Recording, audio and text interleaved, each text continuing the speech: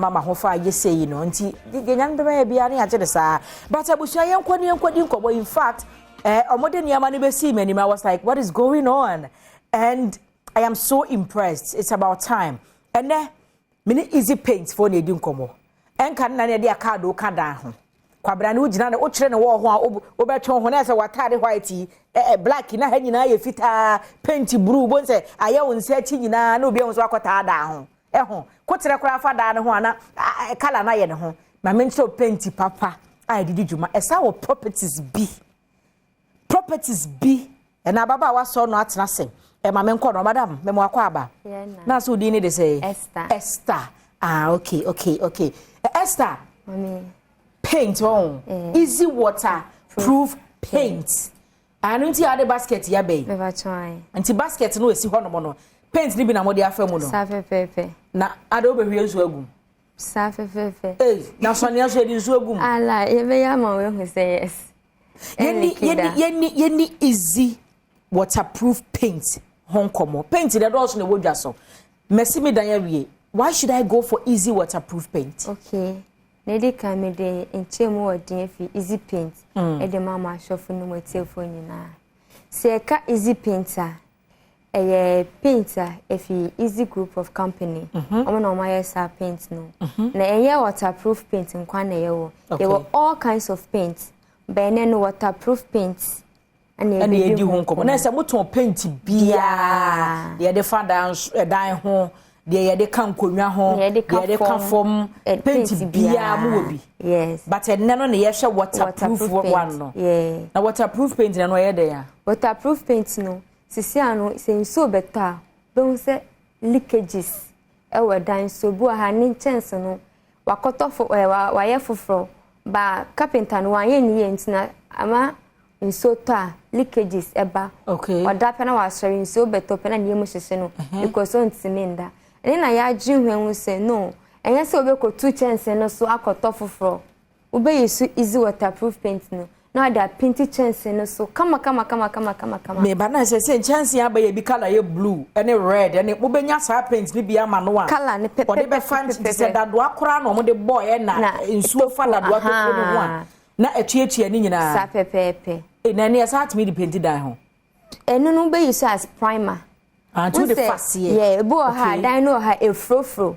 me ba na se wo mo asi edan asi baby a first no so ho water long wo se dan no hu ba lu bi sa ho kana na efro no sa pepe to the spray no yes ebe fa edan no as coat we dey protect no as a medicine wow we dey be treat one no na abo edan no ban yeah ansa na ye mo paint papa ni bia fa so wow sa pepe enti wo se we na eye basket kenten ya nwene ye ko efom e bia anye na ye de ensuo ebegum yes nti mo de waterproof paint ni bi afem na e de afem white ni blue ni ye chese o colors bia ope okay obi an chance no so ye wine ye green nti color na ope no we de obra ye be color na ma pepe fa so obi kura hu se wa paint so dabi obi akwa akotop ni fofo efedi color napa na se fedi sa no a obakwate any ordinary paint den ka wuto we no a ebesa bo ho by against waterproof no like no oh wow enti na se yedi kadi enti apart from enchancing no material be biem na betimi de sa paint easy waterproof paint no afa ho I found to say obi wa fencing swimming pool wa swimming pool eliki and I say fish pond odin so guma na eliki na nwunu kofom sa pepe into you so damn proof and I say waterproof no leakages it stops all kinds of leakages idea entimi and work on plastic because so paint it comes in a rubber form so the rubber so ebe wine entare intina de entimi and working on eno plastic. But apart from plastic, no dear. Say ye that dear. Say ye towels. Say ye dear. Say ye wall. Be working on. E be ye juma perfect lemon. But before we apply waterproof paint, no. I was say the surface, and I say place now be working on. You need to clean that place very well. 50% of cleaning in a year juma no. So one clean no bo ha particles na dey or dust into the ya entime nchini yem. Okay. Ha into nya so be clean no be are sandpaper. The best sandpaper hono kama. Then the other waterproof no. Wo beti kakra. First coat be man so na doso. Be man akwa ese milk no. Na dey afa ho nyina. E chen 1 hour time e wo a no aye second coat. But second coat and no din so kakra bi na be fa. Ti mu be do at first one no. Okay. Now dey afa so. 1 week time and as even a day person paint with any other painter. Bet me that painting. Na say e dan no e ho frofro a yese menya abotre na me wa gu baru ni na menya kwa me fa praye mfa ho na ho ye trom na ma ye first coat a me manu aye light semno na wo de afa ho yes after na wo be ye de mu odu na wo de afa so yes say bi ka kwa na person a third coat a enso be change e wo a na wo de afa so ansa na wo de easy paint papa yes semi gloss your paint be any shiny so wo paint to dem na wan so light cra wo hwehwe bia wo be ho. Okay. Any shiny papa and a washable. Unko to paint bia o paint a eye fia ya fa na hokoto paint. Nya bote nya me ne me ma ne tie. Me kwa na mo de pencil gina dan A for apple. Na mo draw apple to dan ho. Enti se menya mo paint yi bia. Eye de eye fia utimi de ade bo nsuo na de apepa so. Aye fifa se first beginning now painting na. Oh wow. Ehun hia so be koto paint first. Abe paint ti ya fi bia ye twi ye dem no. O si paint mo paint a paint your friend say. Semi gloss. Easy semi gloss paint. Yes. Okay. Yes, acrylic paint. And acrylic na we 2 types. Semi gloss and matte. But matte na no shiny. The hot flat emulsion paint. But no say washable. Eye fia. Utimi paper. Okay. But semi gloss na shiny. Okay. Who has oil. E wo ma ni bright tu do safa ho kra wo sa ye trotro kakra. Okay, me hu de wo ka no. Yes, ye hwese hwie nsogu bucket mesumisi bucket basket no mu a because say odi ade afa me dey sa dani bucket no no. Sa pepe. Enu ni ebo on jinde. Paint no first coat ni e white paint. Ana blue no. Na e dey ayi no. Okay. Ntino. Tetunu ntimi fa kente nkonso de biara da. Ba easy painting ti. Na say mo ya ma aye hu. Ase e ko ba bi na akonfo yi komo aya mo hwie nsogu basket ya ye nkofo say easy painting mo. Mo ko hwe bia mo ba tobi. No mo dia no mo dia fa basket ni so. Mo di biri ani so. Paint na me shegu mu no. Anshani o. Ni so ni. Wow. Engu form mi dey see abe nyambo e china kra obeba na wo because easy waterproof paint and amode afem sa pepepe nti we che so the foul dance na so the wo ho a the way protect edua we na e man so ni leaking sa na ebe ye odan no e na no so a e ma dua ni hu no dabi protect no obo o se the fish pond or the paint ma embo na e wo mu no obi o mbewu anas dabi okay very safe ebi a septic tank go say reservoir we dey film very safe bit ma sa asem nsuo ne dia ya ade am oh wow say ebi a chance a slate obi a floor na wire just use it na ebi ntimi ye adwuma wo so ane plastic no na na hu hia me te say ade ye rubber poly tank nko say storage na say ye rubber wo de fam mo ye na emom say wire concrete. Yes. Ana wakata so reservoir. Wo di famu a. Na so omo atu nsuo se mi nsuo no tu ya na are, utu ya na are no so hia bi. Eliki no. Oh wow. Ntu di we ni be film. Se nso o mount me ye. Ntu chena nsuo ni nyina twi film ya na afi. Wo di afam na awo. Ehia ehia. Wo be ye na o hye weda no na nsuo beta ese wo ja. Wo se wie mate. Na se pebre yi mu no. Wo se tu bi ka kope easy waterproof paint.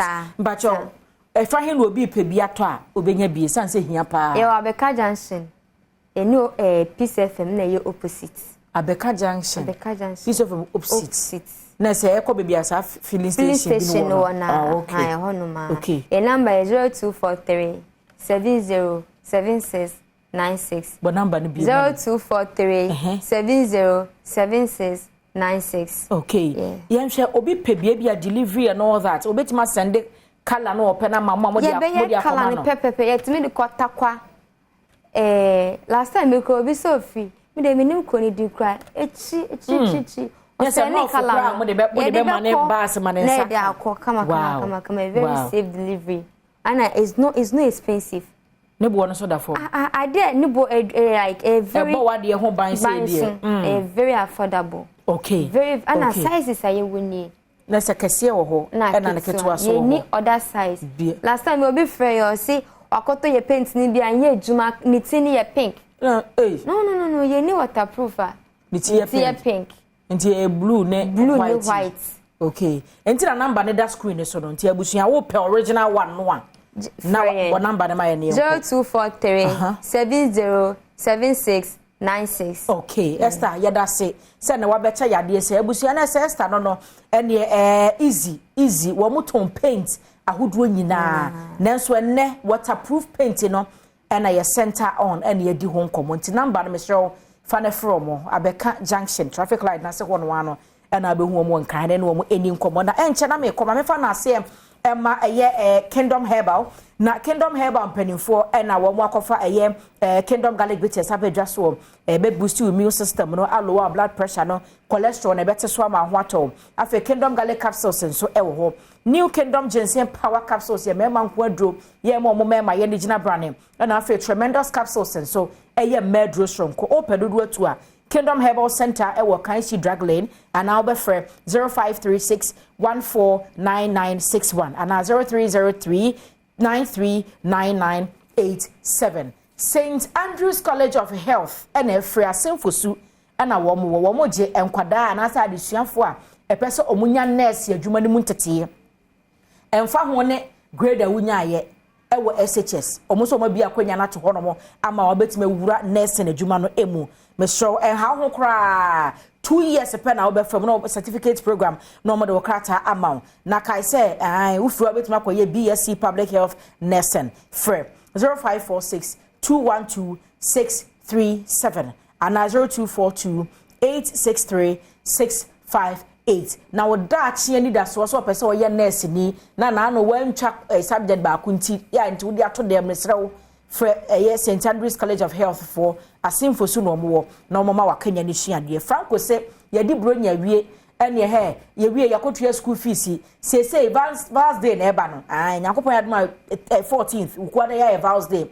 wose ma ne ma package abetim di acha wodofo phone be na open Nokia Samsung iPhone Smart TV a free 32 inches ekopem me 55 inches tabletop fridges Franco air conditioners a free 1.5 horsepower 2.0 and after 2.5 CCTV camera installation and the connection in ano Franco be bia ma so nko me show ko Google Play Store and App Store na download the Franco app no eto phone so na free 0246 422 338 and 0555 939311 Franco number na mede ama ne nkofa number bia wo Google na ne akromfo no omho aya hometo se store no ano phone papa pa fie sai dwumako yi ene kura mo ma metena se de nkomatwetwe so mo kai se wuhia me a eya frɛ me anoche wa ba ajwa se wa se mi di ka beba empense mu beba dia ka eche obedwam so to aso me mo achi